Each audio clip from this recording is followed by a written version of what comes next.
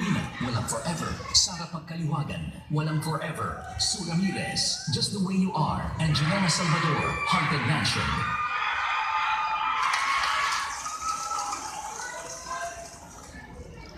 Last year, Richard Yap won this category. And this year, the new movie actor is... Marlo Mortel, Haunted Mansion. To present the award from the PMPC is John Pontanilla.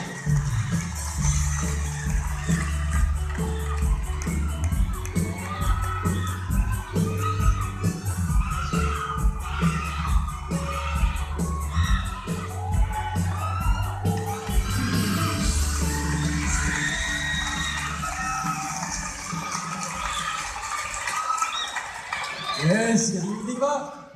Ayan, thank you po unang-una. Thank you PMPC for this award. Unang-una award ko po ito simula na nag-start ako sa showbiz. So, maraming salamat and produkto po ito ng sipag at tiyaga sa kapuso, sa trabaho. And of course, inaali ko po ito kay Lord sa nabigay sa akin ng talent. And sa family ko, sa parents ko na nagtiwala po sa akin ever since. Saka sa Regal Films, sa bumubuo ng Haunted Mansion, congrats po sa atin. Kay Mother Lily, kay Miss Rosel, for trusting in me, and of course kay Direk June sa paggabay sa akin. And of course, sa ABS-CBN family ko, Star Magic family po, and sa mga sumusuporta sa akin, hello, Carswell, Manela, and of course, kay Janela.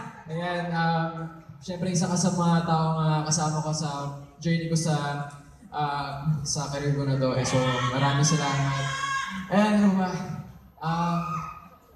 basta yun, thank you po sa lahat. Ay, saka sa inali ko po sa tinuturing kong tatay ko po sa showbiz, kay Kuya Germs.